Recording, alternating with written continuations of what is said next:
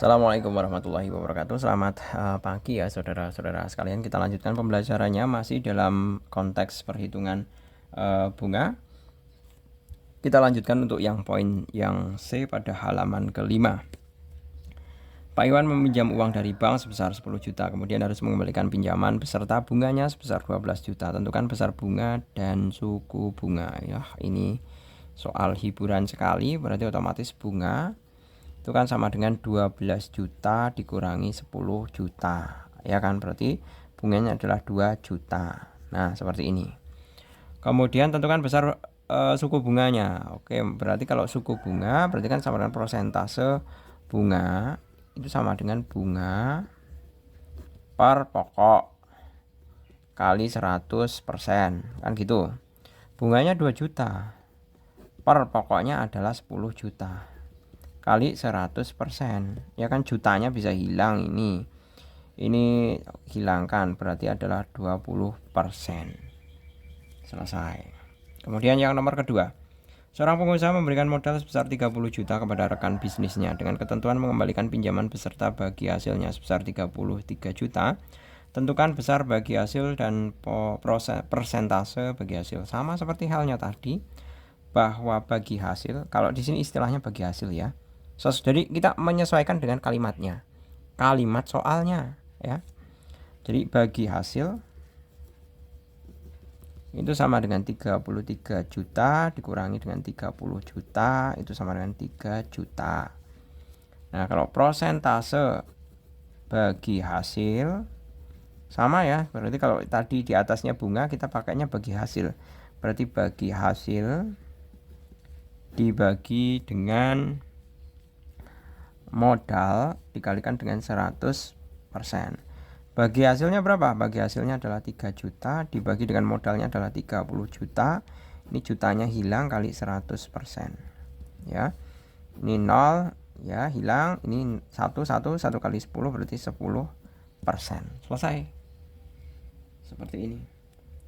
Kemudian yang nomor ketiga, ini menyimpan uang di bank sebesar 40 juta. Pihak bank tersebut memberikan bunga 0,25% tiap bulan. Jika bank membebankan biaya administrasi ya sebesar 13.500 tiap bulan, tentukan jumlah simpanan Ani setelah 1 bulan. Berarti ini mudah saja seperti halnya yang video sebelumnya ya, yang sudah saya ulas. Kita mestinya adalah menentukan bunganya terlebih dahulu. Bunga itu kan sama dengan prosentasenya, berarti 0,25 dikalikan dengan 0,25% per 100. Nah, dikalikan dengan 40 juta. Nah, seperti ini. Berarti sama dengan ini bisa hilang ya. Berarti tinggal seperempat. 0,25 itu kan seperempat. Seperempat dikalikan ini berarti sama dengan 1/4 kali 4, hasilnya 1 ya, berarti 100.000 otomatis ya, seperti ini. Nah, bunganya adalah berarti setiap bulan itu ada tambahan 100.000, berarti otomatis kalau kita diminta untuk mencari jumlah simpanan sama dengan tabungan tambah bunga dikurangi potongan. Atau biasanya kan potongannya dalam bentuk administrasi ya. Bisa administrasi, bisa dalam bentuk biaya ATM, seperti itu. Nah, tabungannya berapa? Tabungannya adalah 40 juta. Kemudian ditambah bunganya adalah 100.000. Dikurangi potongannya. Potongannya di situ berapa tuh? 13.500. Nah, seperti ini. Sama dengan 40 juta tambah 100.000, 40. Tapi dikurangi ini ya, sorry. Nah, otomatis kan tinggal 40 juta 87 ya, 80 bener ya, 13 itu 8 dikurangi 13.000 berarti 13.086 ya, 86.500. Coba saya cross check ulang ya. Kalau di sini 13.500 kayak gini. 0 0 0 nyimpen 1, 0 nyimpen 1, 0 nyimpen 1 berapa nih? Masih 0 ya. 1 ya, benar. Berarti ini. Jawabannya adalah 40.086.500. Jangan lupa ya mengenai masalah potongan. Kalau potongan itu pasti mengurangi dari tabungan, tapi beda dengan bunga. Kalau bunga tabungan itu pasti akan menambah jumlah simpanan. Itu sih perlu dimengerti juga. Kemudian nomor 4B ini menginvestasikan uang sebesar 100 juta sebagai upaya menambah penghasilan bulanan. Pihak pengelola ini gimana tuh kalimatnya? Pihak pengelola investasi memberikan hasil investasi 2% tiap bulan. Jika pihak pengelola investasi memberikan hasil investasi setiap 3 bulan, tentukan jumlah hasil investasi BNI setelah 1 tahun. Nah, bagi hasil kita mestinya adalah hitung bagi hasilnya ya. Bagi hasil itu adalah 2% tiap bulan, berarti 2% 2/100 kali 100 juta. Kayak gini. Nah, ini coret-coret ya. Berarti sama saja berapa tuh? Sama saja 100.000. 100.000 dikalikan 2 itu adalah 200. Oh, no. 1 juta ya. 1 juta kalikan 2 juta. 2 juta. Nah, bagi hasilnya itu 2 juta per bulan. Nah, padahal jika pihak pengelola investasi memberikan hasil investasinya setiap 3 bulan, tentukan jumlah hasil investasi BNI setelah 1 tahun. Ini nggak ngefek ya. Jadi hanya sebatas kalau 1 tahun ya, 1 tahun itu kan sama saja 3 bulan, 3 bulan, 3 bulan, 3 bulan. Ya kan? Berarti sama saja nanti bunganya adalah 4 kali 2 juta gitu aja. Walaupun dalam kok 4 kali 3 juta loh, 12 kali 2 juta. Soalnya ini kan per bulan. Per bulannya kan 2 juta. Kalau 3 bulan berapa? Kan di sini 6 juta. 6 juta. 6 juta juga. 6 juta juga. Kan gitu. Nah, otomatis kalau kayak gini kan bunga 1 tahun. Bunga 1 tahun itu kan sama dengan sebenarnya nggak perlu dalam bentuk 6 juta tambah 6 juta tambah 6 juta tambah 6 juta. Ini udah diketahui kalau bunga per bulannya itu 2 juta. Berarti bunga 1 tahun adalah 12 kali 2 juta sama dengan 24 juta. Nah, otomatis hasil akhirnya jumlah investasi itu sama dengan 100 juta tambah 24 juta.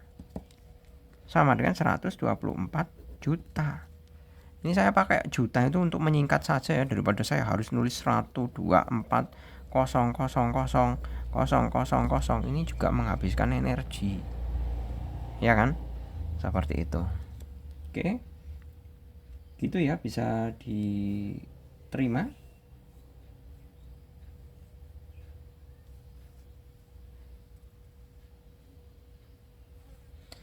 Bisa diterima ya di sini 2 juta. 24 juta maksud saya. Kemudian yang terakhir, yang nomor kelima, bahwa Pak Halim menginvestasikan uang sebesar 15 juta sebagai modal usaha temannya dalam bidang komoditi bahan pokok. Teman Pak Halim memberikan bagi hasil bersih 4% tiap minggu. Jika teman Pak Halim memberikan bagi hasil tersebut setiap 4 minggu, tentukan jumlah setiap 4 minggu itu ya, itu sama dengan 1 bulan ya. Perlu dimengerti ini dulu. 4 minggu itu sama dengan 1 bulan ya kan.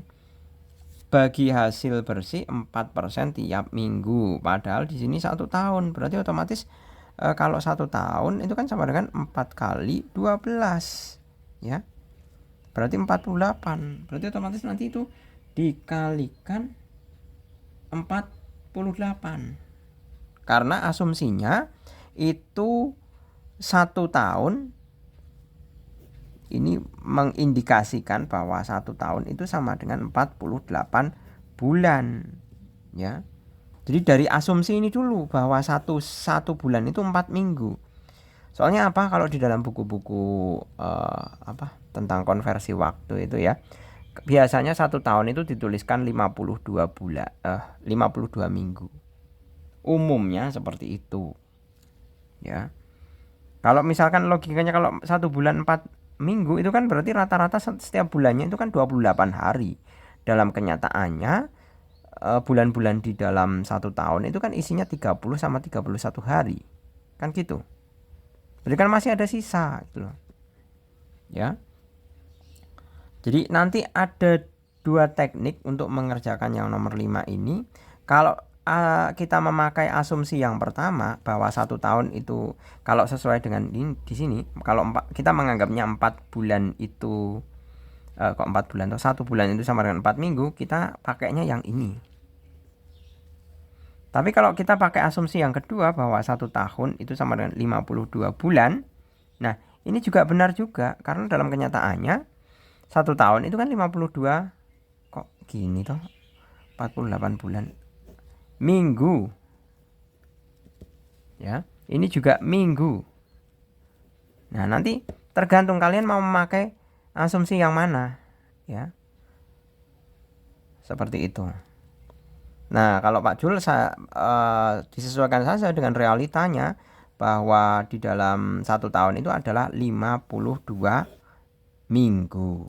Jadi nanti otomatis kita hitung saja bahwa bunga per minggu itu sama dengan 4%, 4/100 dikalikan dengan 15 juta. Seperti ini. Ini nolnya bisa dicoret ya, berarti 15 kali 4 itu dapatnya adalah 60. 60 masih ada nol ini berarti 600.000. Nah, maka jumlah bagi hasil 1 tahun, bukan bunga ya, ini istilahnya adalah bagi hasil per minggu, otomatis bagi hasil 1 tahun itu sama dengan berapa? Sama dengan 600.000. Nah, dikalikan dengan 52 minggu. Saya pakai asumsi bahwa 1 tahun itu 52 minggu, ya. Jadi 1 tahun apa ini istilahnya? Bagi hasilnya berapa? Tinggal dikalikan 6 kali.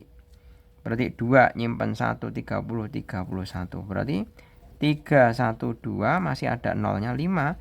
1 2 3 4 5. 31.200.000 seperti itu. Oke, gitu ya. Saya rasa cukup. Semoga bermanfaat. Kita lanjut pada subbab berikutnya pada video selanjutnya. Terima kasih. Selamat pagi. Assalamualaikum warahmatullahi wabarakatuh.